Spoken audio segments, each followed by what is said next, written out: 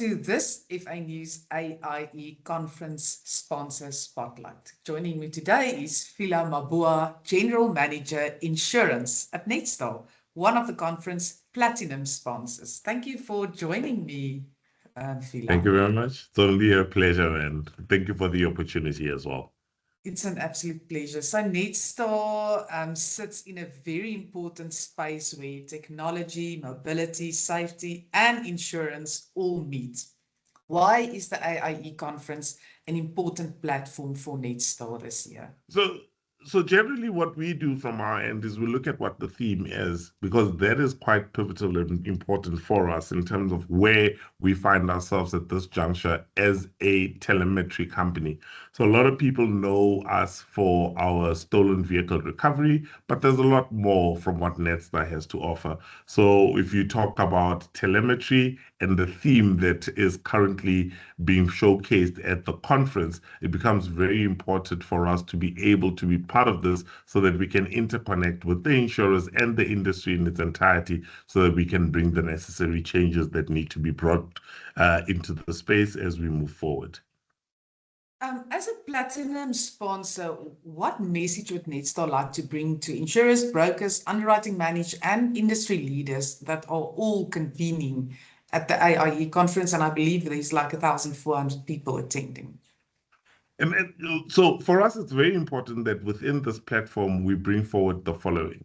The old way of doing insurance is slowly eroding, and a new way of coming into the insurance space is starting to come in. We're starting to see this trend in the world where UBI, or user-based insurance platforms, are starting to become very important. So we believe that telemetry is at the center of that in order to make sure that we provide good data, the right kind of information that insurers would need in order for them to rework their current proxies into this UBI world. So that for us is quite an important thing. So for us to be a part of this conference so we can get that engagement and that conversation across. Random question. What makes Netstar the better, for lack of a better word, tracking company than the rest? No names, just a general comment.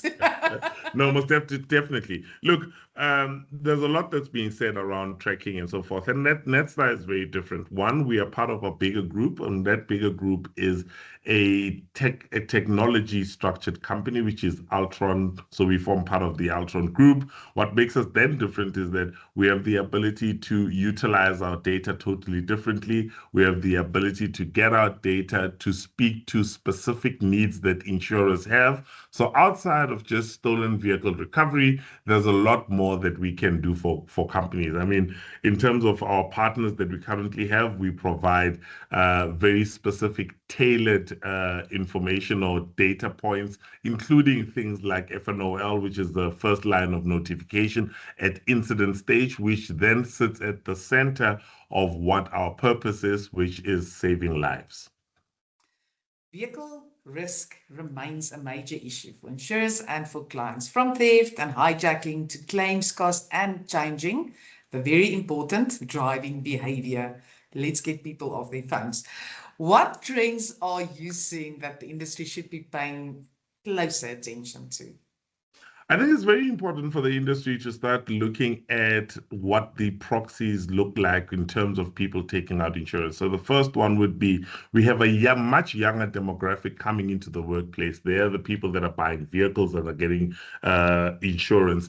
If we don't get to a point where our insurance premiums and our numbers start making sense to that younger demographic who wants to know how am I being charged, why am I being charged, and what is it that I'm paying for. They want to see these things, they want to interact with it. So if then the industry does not pivot itself into that particular direction, that cohort of younger drivers, new drivers, and the ones that will take the insurance industry forward will be lost. And we all know that from an insurance perspective, not a lot, or rather a lot of our people are currently uninsured. And what we're trying to do is bring in models that will make it easier for people to get affordable insurance, good insurance, and insurance that they can interact with on a regular basis, as opposed to only at annual renewal or when there's a claim.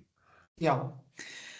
Data and technology are becoming central to how insurers understand and manage risk. How do you see telematics and connected vehicle data changing the insurance conversation? So let me give you a simple example, right? A client gets involved in an accident. The first thing is, if he's unconscious, do we have the ability to trigger an emergency line so that the client can then be assisted? So that would be point number one. Number two is that when you have telemetry in there, you don't necessarily have to wait for the client to fill out a claim form or to lodge the claim. You can start doing the work in the background, which then shortens your time frame when it comes to having that claim paid out. And also, when you have the right telemetry data, you have the ability to quickly speak to your client and say, look, we are looking at your driving. It's not where it's supposed to be. It is going to increase your premiums. But if you were to do one, two, three, four, and five, improve on these particular aspects, this will then in turn save you a lot of money from an insurance perspective. So that is the sort of drive and the sort of information or new worlds that we want everybody to start interacting with and getting into that particular space. So technology plays a large role in making sure that the insurance industry gets closer to the client, has a far more better interaction base with the client, and it allows that particular world to look very different to what it looks like at this present moment, which is why the theme in terms of Renaissance resonates so much with us. Do we have any data on accidents or bad maybe accidents still caused by people that don't understand that they have Bluetooth on their phone or that they don't have Bluetooth on their phone? Because I think you just see that so much people driving these fancy cars and they still sit with their phone next to their ear.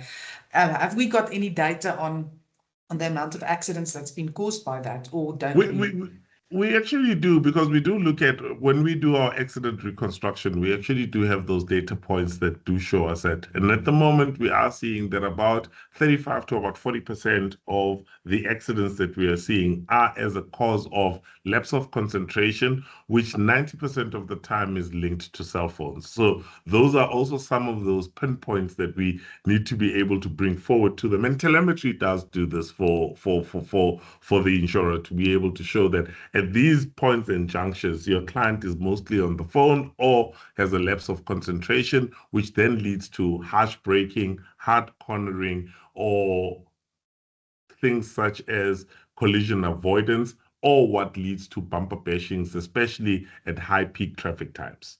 Okay, yeah, makes sense. Because you think you sit in traffic, you're not really moving. So You get on think your that, phone, yeah, check your social media quickly, whoop, bump into a and you bumper. bump into somebody else, or somebody bumps into you, Yeah, because you are steadily sitting there and everybody else is moving. And the assumption from the other party, who might also be on their phone and not necessarily concentrating, starts is moving, that you all and moving. you Yeah, get hit. So yeah. it's very important that that is brought to the fore and people have a greater understanding of the impact of such things in terms of accidents and incidents. Hey, but people don't listen. So brokers and advisors are often the ones who need to explain risk solutions to clients in practical terms. What should brokers understand better about the role of vehicle tracking, recovery, and data in protecting their clients?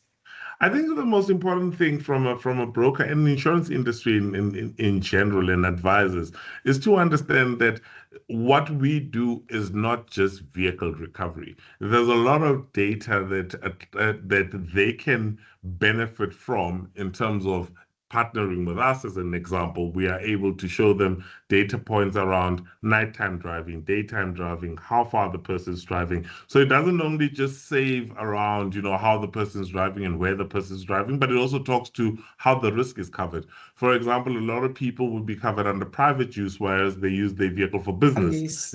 Yeah. At the end of the day, when a claim then does come through, the claim gets rejected as a part of that. However, if you are then partnered with us and you are using the telemetry, telemetry data that we are able to give you, you're able to easily inform your client, say, look, we see that this is the type of usage that you're doing with your vehicle. Our assumption is that this is for business use. Let's get you covered correctly, which then in turn saves the client from being repudiated or they claim not being paid out and sitting with a vehicle that they still have to pay for from a finance perspective. So we also are trying to create a economy or an ecosystem where individuals are able to interact with the insurers at any given point in time, as opposed to when the client wants to claim or wishes to cancel the insurance. A quick question, are you feeding your brokers with that information, or do they have to ask? And if they ask, how easy or difficult is that process to really get some insights? Because I think feeding your client with things that you pick up would be like quite amazing. And I know we all don't always read all the stuff, but how does that process work? So in recent months, we've started doing thought leadership pieces, which we are doing with partners like yourself and others within the industry, where we are disseminating this information so that the risk mitigation portion that is being done by our brokers and our partners is an easier one through the information that we have to provide. But also what we have done in the past month is we've started engaging with our partners a lot more differently, showing them what their books look like, what the sort of risks that sit within their environments are, and we've got a rating system. So brokers are able to, or insurers are able to play around with it so that their risking models can play within that particular space, and that interaction becomes different in terms of book management for risk. Yeah, because I think it from a broker perspective, I think it would be quite cool if you really get from your other insurer or your tracking company, sorry, I know you fall wider than that. That stats without asking for that, but obviously not everyone, because that can create quite a workload. But if you really have those standout clients that where you can see there's really bad driving behavior or these really specifically unique cases, to not approach the client from a bulk perspective, but really individually go to that client and say, there needs to be, and I think that's the role of the broker these days, more a risk manager than anything else. Have that conversation with your client because trouble is brewing. Yeah. Well, look, on our end, we have very specific brokers that we actually do this particular piece of work with.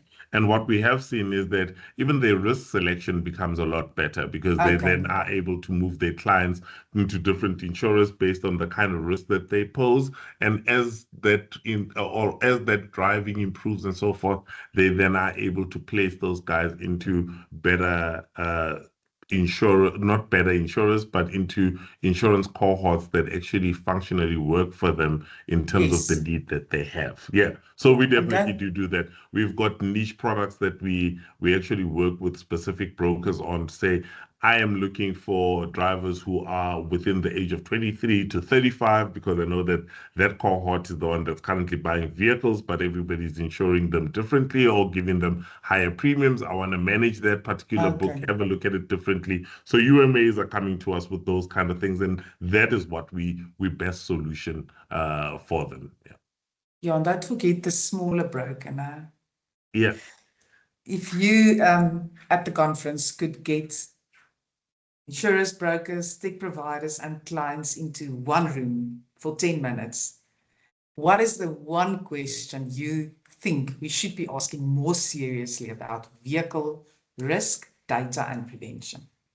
I think the most important question that should be asked is that, are the current models that we are using going to be, or rather, maybe let me put it this way, are the current processes and proxies that we are using to price going to give us an opportunity in the future to attract more people? If they're not, then this is the time that we need to start partnering together and changing that narrative so we can get into a better space, so clients have a better understanding of how they're risk rated, what they're paying for, how they can improve their risk, and also how it is that they can get themselves into a better affordability space in terms of the insurance. And it no longer looks like a grudge purchase, but a symbiotic relationship between the insurer and the insured.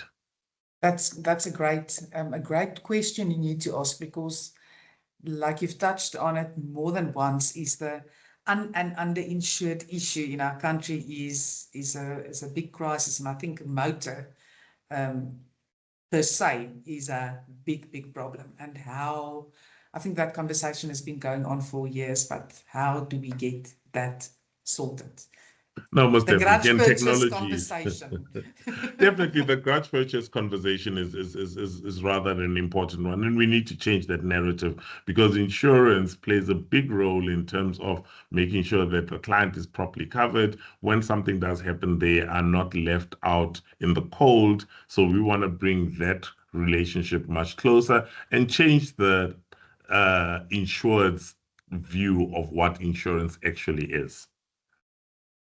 Thank you for your time. I really enjoyed the conversation, and we will definitely connect at the conference. Thanks, But Phila. definitely looking forward to seeing you guys at the conference, and I hope that everybody else who hasn't yet registered finds a spot. But as far as I know, is that everything's been taken up. So I guess it's a call to action for next year to get ready much earlier and get your seat in front of that conference. Yeah. Thanks, Phila. Thanks a Appreciate. lot, Ben. Thanks, A.